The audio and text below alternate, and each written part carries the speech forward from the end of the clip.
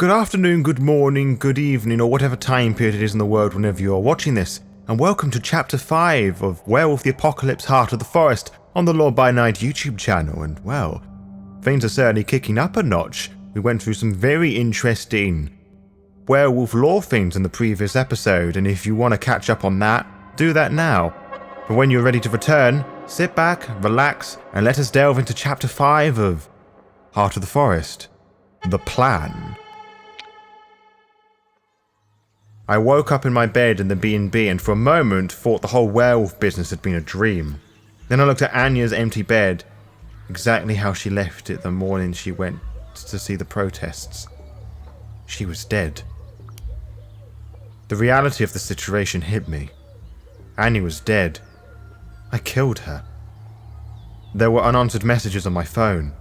Have you seen Anya? I'm worried. Bartek. I had to clean up my mess. I packed her things. Calmly, I packed all of her things. The plan was bulletproof. I needed to stick to the plan. She said she'd use her favors with some network spirits and hack Anya's phone. It would log into some towers in Germany and the Netherlands, ping the social networks a few times, and before anyone noticed anything was amiss, there would be nothing to tie the disappearance to us. My hands were trembling. Who had I become? My hands were trembling and I was sweating bullets. Fuck!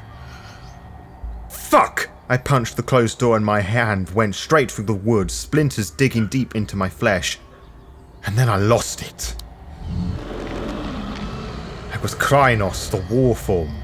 I am sad and hurt and my friend is dead. I wail, overcome with guilt, and the window panes shatter. The shards of glass glimmer in the sun. I smash the room to pieces. I smash the wardrobe. One flicker of my wrist of the wardrobe turns into a cloud of splintered wood. I break the bed. I lift the bed and smash it against the floor. I wreck the room. I punch holes in the walls. I smash the windows. I tear Anya's things to pieces. Stop it! Someone shouts through the door. I'm calling the police. I change back. I have to stop. Change back. Listening to the shouts and distant sirens, I quickly packed what remains of my things. What was I thinking? I asked my reflection in a shard of broken mirror. I didn't know how to answer. I shrugged. Whatever the answer was, it was now Maia the werewolf's problem. Maia the student was dead. I took my bag and left. I dropped my bag in the camp and ran through the plan one more time. They expected me to act like a Gallad, but we also discussed other plans, both more physical. Galliard. Stories. Propaganda. We needed something to boost morale and bring us some good PR, and my idea of live streaming a day in the Pushka was met with enthusiasm. I planned the whole thing with Daniel. Daniel decided that a walk to the old wolf den would be our best option. It was a scenic trail. Daniel was great at telling the story, and being in the place connected to his patron would certainly help him be more convincing. We needed some extras on set. We needed authentic human emotions, so we asked some of the activists to join us on the trail. Finally, we were ready. Planning it all took a few days, but finally we were ready. We gathered a crew and set off well before the sunrise. It was early morning. The forest was a mosaic of light and shadow, that day playful and mysterious. There's some words missing there. Anyway, if it hadn't been for Daniel, I'd have gotten lost immediately, chasing rays of sunlight and dancing in the shadows. We started the live stream. Before we set off, Pat gave me, as she called it, a spirit-enhanced router. I turned it on, and we started live streaming our adventures. I could feel a warmth deep in my body. The Pushka was glad we were there and made sure our walk was pleasant, nudging the wind toward us when we got too hot, making the sunlight more golden on the leaves. I enjoyed every minute. It felt good in the forest and I just enjoyed myself. That's probably why I was caught unprepared. The spirits were awfully quiet. Since the change, I'd been able to feel the spirits like faint voices somewhere in the back of my head. White noise, but now they were quiet. Waiting. Wolves, I realized. I could hear their steps, their paws gently treading between old leaves and fallen branches. I briefly wondered what they were doing so close to humans. The wolves usually kept to themselves. But there was more. But there was something more in the air, a tone in their breathing and their smell, something old and angry and grieving and familiar. Then I saw her. The Wolf Mother.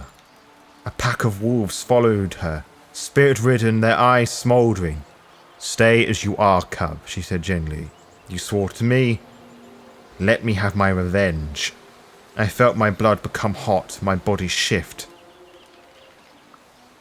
Could just stay human. I could just stay human, not interfere, let her kill some random people and have her revenge. The thought crossed my mind. I changed. Hispo is a monstrous wolf, smart, fast, heavy, and absolutely scary. Lupus is the wolf form. A majestic animal with all of its advantages and limitations, look great on camera. Krynos is a war form, a ruthless killing machine, there's nothing subtle about it. Lupus. I was Lupus, the war form. I doubled down in pain, my arms and legs cracked and twisted, my skull fractured and reset itself in a different shape, fragments of bone crawling under the skin. My skin was rippling and sprouting fur, I howled in agony. And when the pain subsided, I was Lupus, a wolf, seeing the world in smells and sounds. The world went grey, but the smells were colourful and stronger than ever. I ran to face the wolves. I'd made sure to run in front of the camera, the livestream needed good content after all, and then right into the wolves, my hair standing on end, my teeth bared. The pack ran through the forest, single-mindedly focused on the prey, not paying attention to anything else. I made some noise. I jumped in their path, growling, and they stopped and surrendered to me. I attacked the leader. I jumped towards the lead and bit into her side. She yelped. I jumped back and saw all 5 wolves were now fixed on me. I got on their attention. Alright. Now I needed to be as quick as the wind. I ran. I ran like the devil was after me. The Pushka was on my side. A wolf pack isn't a match for a werewolf though, especially if the werewolf is friends with the Pushka herself. The wolves couldn't quite catch up with me and I played with them for some time until I was sure Daniel had finished the job. The stream was a success. The internet was on fire and Pushka Balavizia suddenly became a trending topic. I was slightly envious of Daniel's fame. I was kind of envious of Daniel's fame and the influence his story was having on people. I knew my work was important, I knew that if it hadn't been for me, the stream would have ended in tragedy.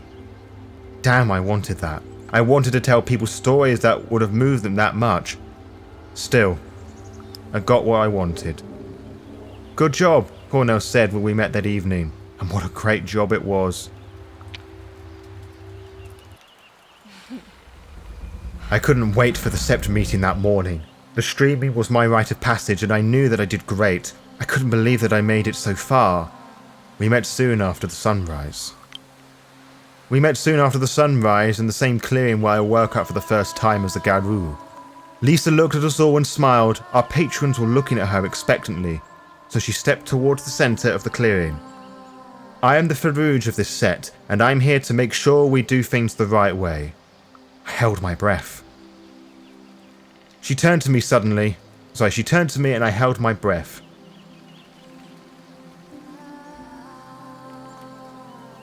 Maia, come forth. Are you a cub who seeks recognition as an adult? I answered. I am, I answered solemnly. Are you an applicant to a tribe? Lisa asked again. I confirmed. I answered. I am. Who speaks for the cub? Lisa looked at her septmates. I do. Daniel stepped forward. I'm Far Gaze of the Red Talons Galliard of the Morning Wolf Mother Pack. I observed the cub on her mission and I'm here to tell the story. Secret names. Cool. I wonder if they all had cool secret names. They probably had. I loved the ancient spiritual vibe of it all.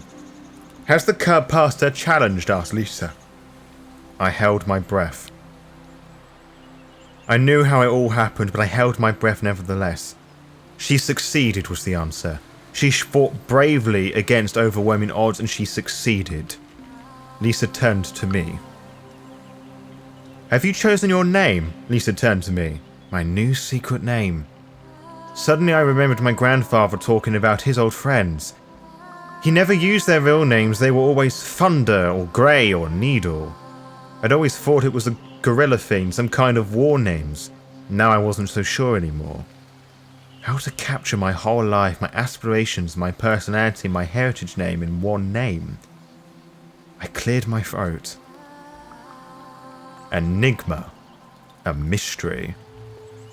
My name is Enigma, I answered, thinking how I was a mystery even to myself.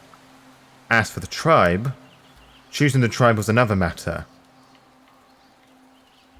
Because I was hoping I could join Daniel and be a Red Talon, as I'd been so friendly with him throughout.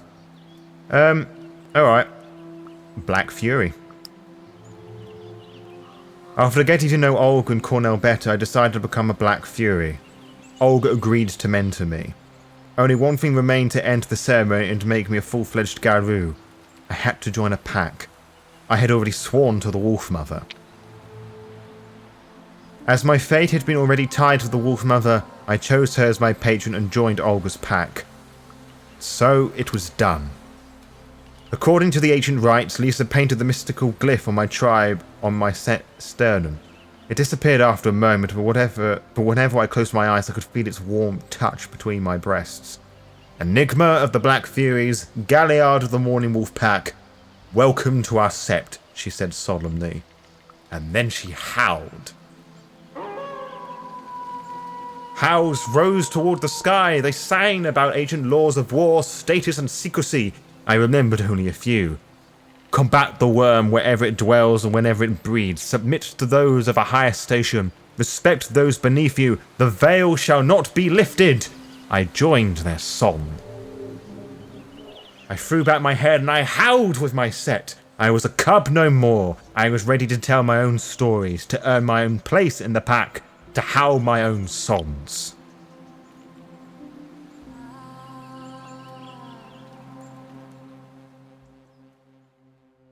Ooh, I guess now we're officially a werewolf proper. Now there is just the matter of the protests to deal with and the logging. But I wonder, how about are we going to go and do this? Well, that's going to be a question for next time. And until then, farewell.